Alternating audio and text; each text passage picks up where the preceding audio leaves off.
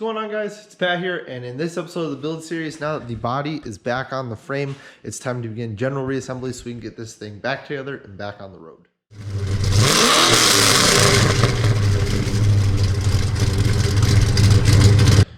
Alright, so you probably noticed the car is up in the air. We have it on the wheel stand as well as jack stands in the back and then jack stands in the front.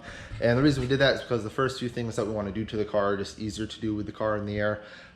We had to run the rear brake line, which we've already done prior to filming this video. We still have to finish up the fuel lines in the back, put the gas tank in, and obviously run all the wiring for the car. So that's just easier to do with the car up in the air so we have comfortable working space under it. Before I also started filming the video, I took care of painting the inside of the firewall as well as the trans tunnel. I had gone over that in the previous video. I wanted to get those painted, A, to cover up the bare metal from the metal we put in, but B, I wanted to get the pedals hung, potentially finally installed, so I could start routing the throttle cable, get an idea how we're going to do that, and also for the brake lines in the front off the master cylinder down to the hard lines, as well as the line for the throwout bearing for the clutch. Eventually the roll cage as well as the floor are going to get repainted, but we're going to wait until we're basically done working in the interior, because I don't want to put fresh paint on everything and then have it get chipped and scratched and marked up from us working in here. So now the master cylinders are in. You can see the different style reservoirs are on there instead of the single one, it's the individual ones. They clear everything, look pretty good, so happy we changed it and went with those instead. But you see here, I have the adapters in the end of master cylinders now. They're all AN3 ports. I believe these are as well, but these are for like banjo style fittings. So took the plugs out of the front and put them in the top, which is what Tilton says to do if you're going to use the front ports. Threw the adapters in. This is an AN3 to AN4 adapter, just because that's the size of the fittings and lines and whatnot for the throwout bearing. And then these are AN3 to AN3 for the brakes. So we're going to do flex lines, or stainless steel braided, whatever you like to call them, from here to the line over here for the clutch. And then I'm going to secure this with a clamp either to the bell housing, or else I'll support this line on the head, and then that'll hold everything up and out of the way over here. I like this area just because it's away from the header and then also away from the firewall. It's not going to hit anything. It's not going to take too much excessive heat. These two lines are held together with an aluminum clamp, so I'll just have to undo that and then pull the bleed line over when we want to bleed it, and then put them back together there. From the master cylinders, I don't know if you can see it, but we just have kind of the rear brake line just kind of in there loosely. We didn't really cut it to size or anything yet, because we want to figure out where we're going to put it in the end. But we're going to be running a flex line from the master cylinder down there somewhere. We threw the wheel well in so we can get an idea of where we want to place the brake tee for the front brakes. We'll probably put it somewhere in this area back here, as well as the brake light switch. Same thing as with the rears. We're doing that so we can figure out the length and routing of the line from the master cylinder down there, which is most of the plumbing work that needs to be done. The last thing we need to figure out over here is the fuel lines. Originally, the feed line was here on the front, and then the return was here on the rear. We're just gonna have all the lines behind the throttle body now, so the feed is on this side, return is over here. The hard lines, which you saw us run in the previous video, are over here. They're not terminated or cut to length, just like the brake lines. We're not going to cut anything yet and put the ends on until we have a pretty good idea of where we want to run everything. But yeah, so it's going to be basically a 45 degree off this, 45 degree as well of this, and then we'll have the two lines run down here. Probably run them under the wiring and then down behind the head and down there.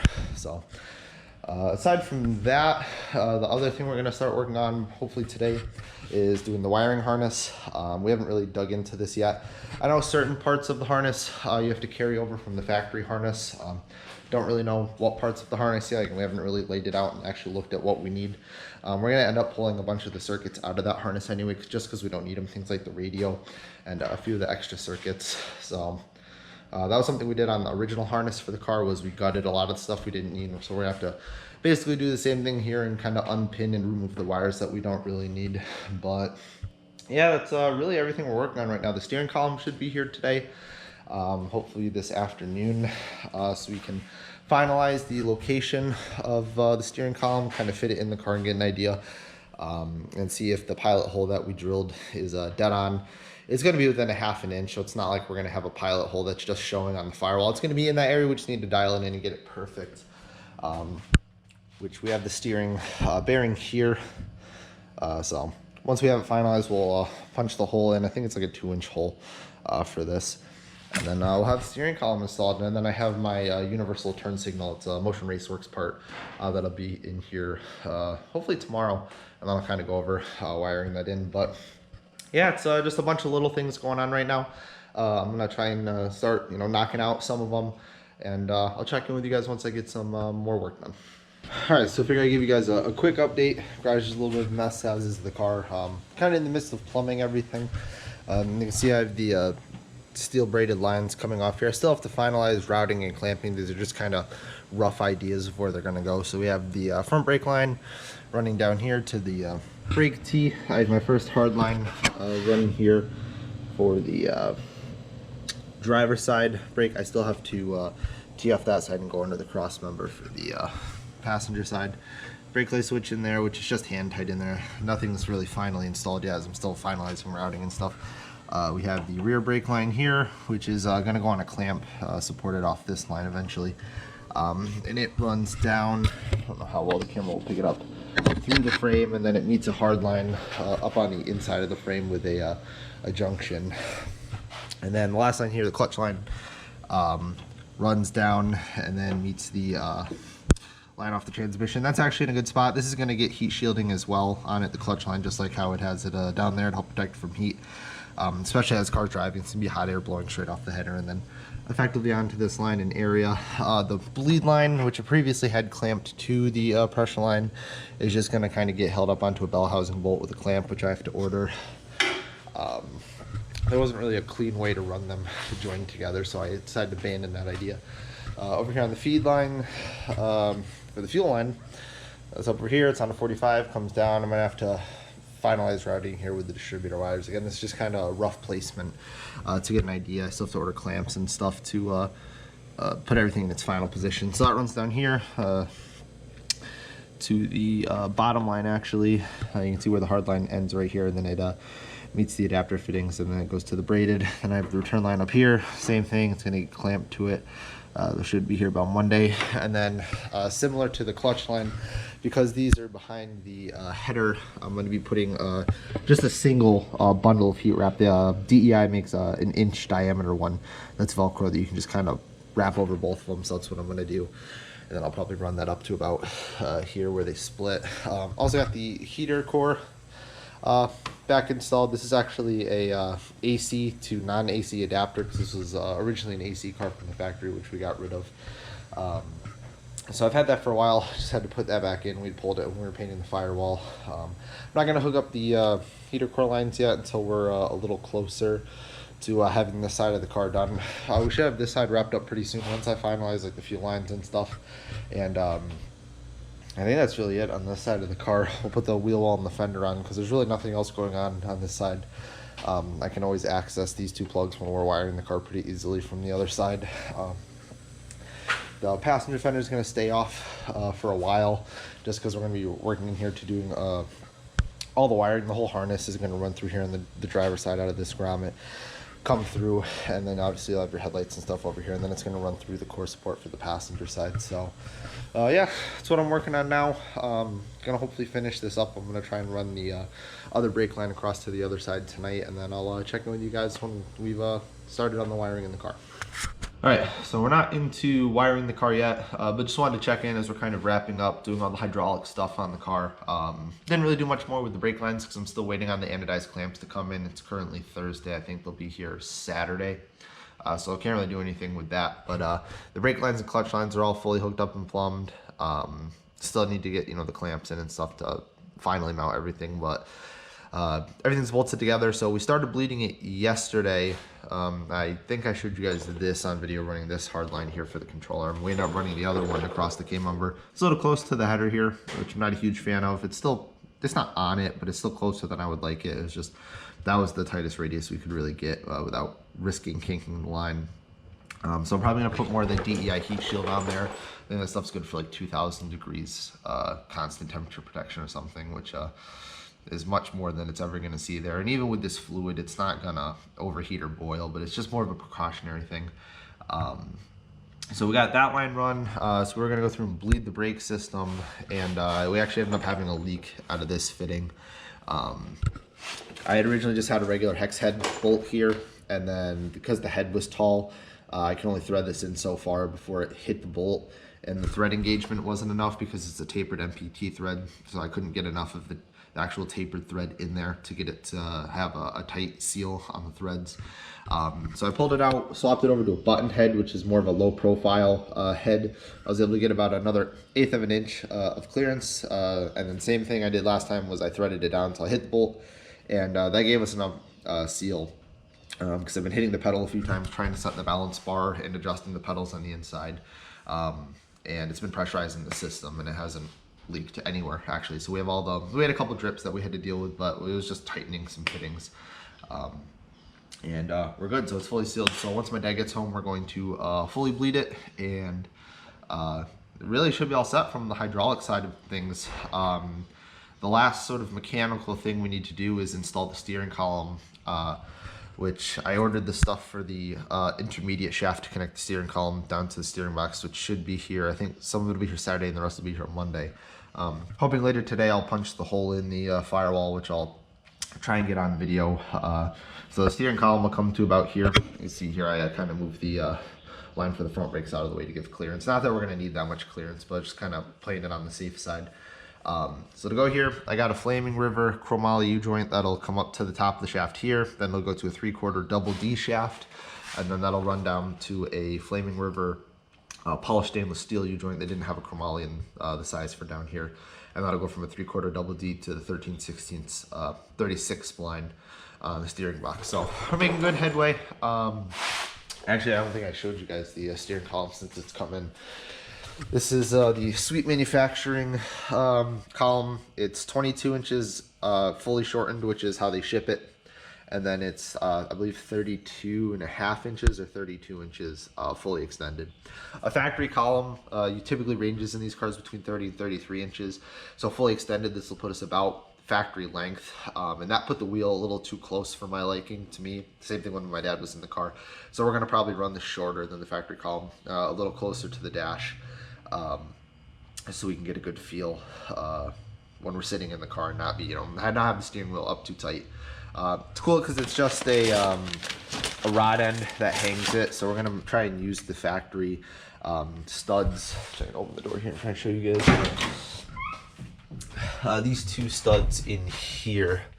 So one there and one there. I'll probably make a billet piece and then have my friend machine it to hang that up there. And then we're just gonna utilize these two nuts on either end, and then I have the collars here that you can adjust the bearing up and down. It's also cool that it has the quick disconnect on. I've always wanted one of these in the car.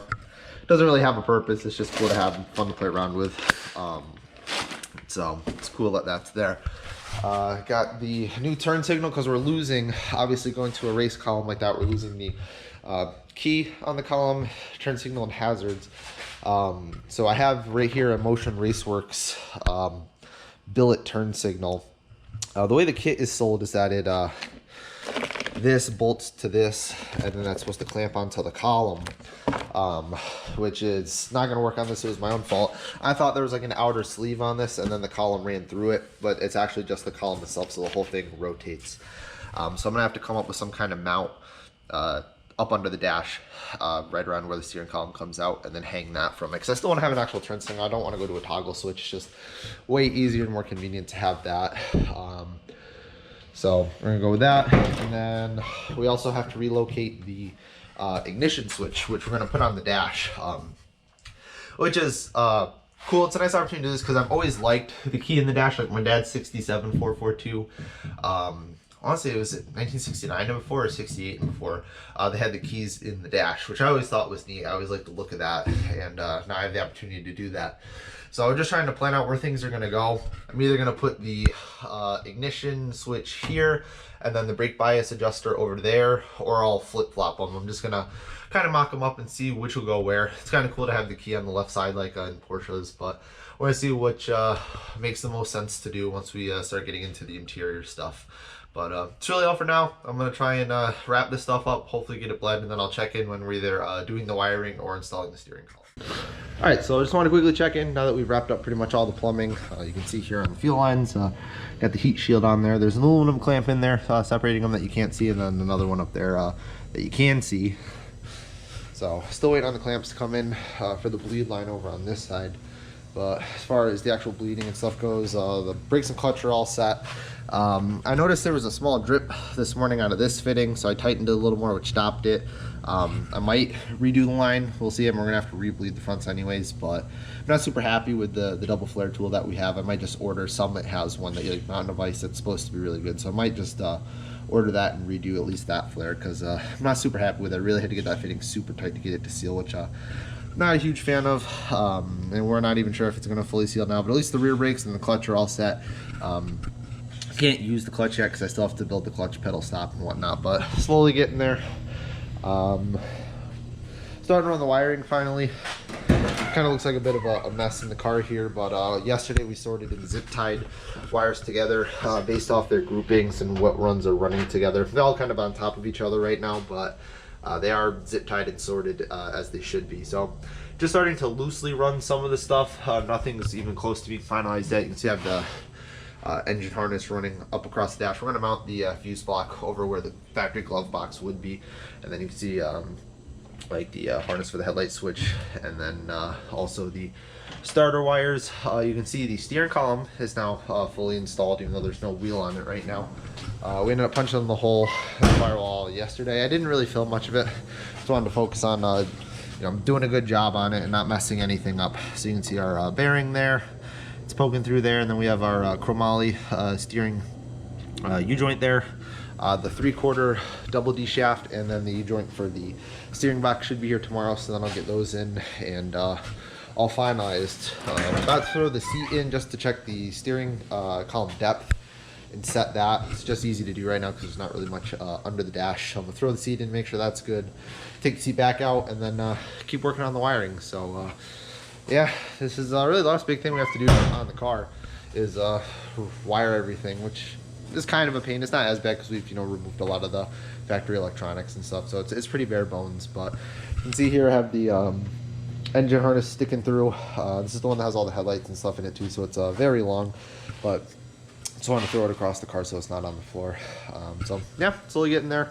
Gonna test fit the seat, make sure the steering's all good, and then keep working on the harness, and I'll check in with you guys once we've made some good progress on that. All right, so we're slowly, little by little, kind of picking away at the wiring here. The inside of the car is a bit of a mess because we're doing all the wiring work. We threw the carpet back in just so we had something comfortable to lay on while we're in here wiring. It's gonna come back out probably after I first test drive it and before I put all the interior in, so I can go through and paint the floor like I was talking about doing before. But most of the wiring inside of the car here is done. My dad built a little tray here to mount the fuse block and MSD block in where the glove box originally was. It's just a clean place to put them, and it's also easily accessible in case you have to like check fuses and stuff like that. Pretty much all the wiring for the inside of the car is done here. It's all harnessed up and routed, so you can't really see much. A couple loose odds and ends we have to hook up. This is the wire for the jam switch on the doors. These are all the wires for the turn signals. So just little stuff like that. So nothing too crazy. Everything is routed in the back side of the car here, just pulled into the trunk. I'm gonna have to start routing that and terminating like the parking light, brake lights, reverse lights, things like that, and also the wires for the dome light. We're gonna run all the way up here. We're going on the opposite side of the car. The factory harness ran down the driver's side and went up into the trunk. We're running through the passenger side just because we have the main harness coming down the cowl on the passenger side of the car here. So we have everything in the engine bay that needs to be here. Again, it's kind of all a big mess right now because we haven't really touched anything up here. I have two wires for the brake light switch over here. We have the engine harness kind of all in. This little mess of wires off to the side here are the wires that are going to the T56. T56, I believe, has two inputs. One's the reverse light, so it has wire in and then a wire coming out for that.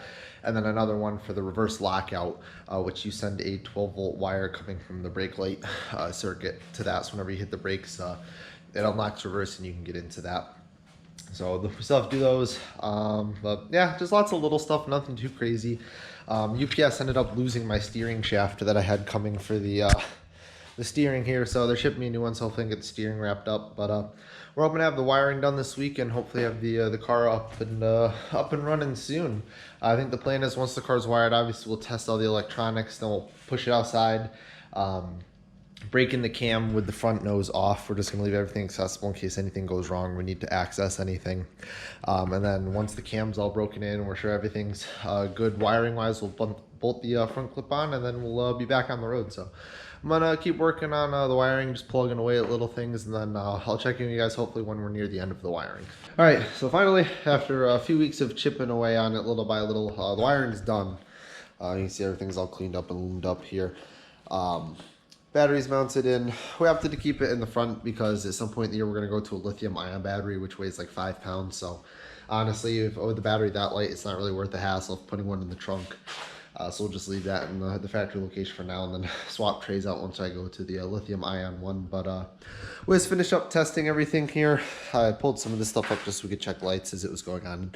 Some of the stuff's not loomed, but all the wires cut and run, and we did a basic systems check just to make sure everything functioned as it should. Only thing we couldn't really check was turn signals and brake lights, just because you can see here it's on the ground, and they ground through the bumper. So we could have held up a ground, but we're probably just gonna throw the bumper on once we're sure it runs good and everything. Once we start reassembling the car, and then we'll just check everything there.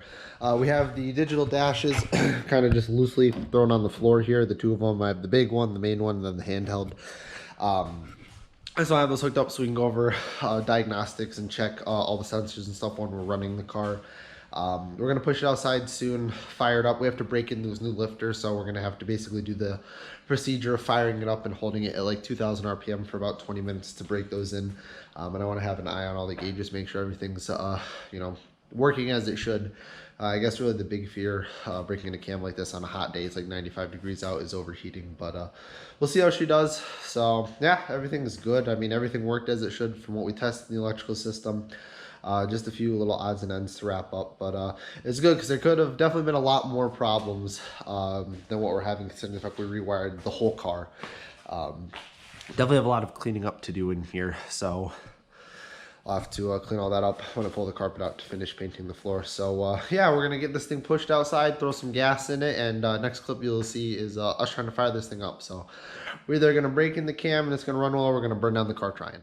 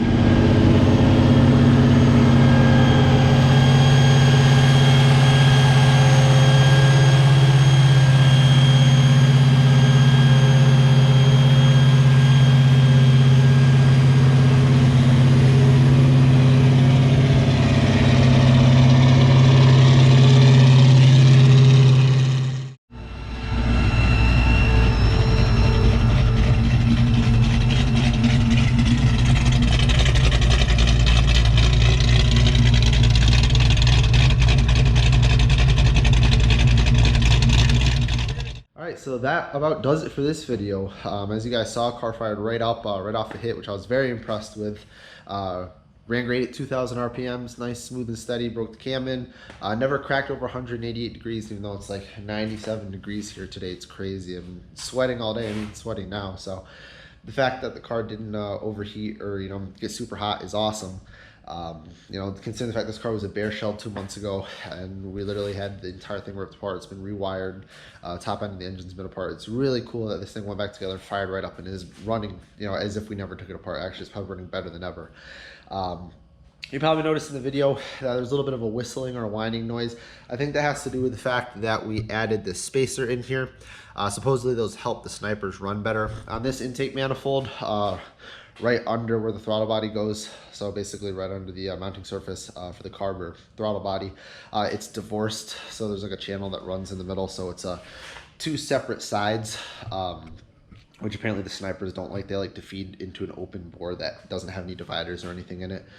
So we threw that on there to see if that would just help it overall. Not that we really had any issues with it before. That's the only thing that's changed from the old engine setup, so that's really the only thing that I could think would cause that. But we'll see. We'll look into it. We still have to set everything, set the idle. I have to go set the IAC. This is going to have to relearn on the new setup and stuff. Relearn with that spacer on there. So definitely have some tweaking to do, but awesome baseline to start with. I'm super ecstatic and super happy this went as well as it did. There's literally no leaks, no issues, no anything. Car's running great, so I'm really excited to wrap everything up and get this thing back together. So if you guys like it, leave a like. If you want to see more, feel free to subscribe. If you have any questions or comments, feel free to leave a comment below, and I'll see you guys in the next one where we're going to be getting this thing buttoned back up and hopefully take it for its first test drive.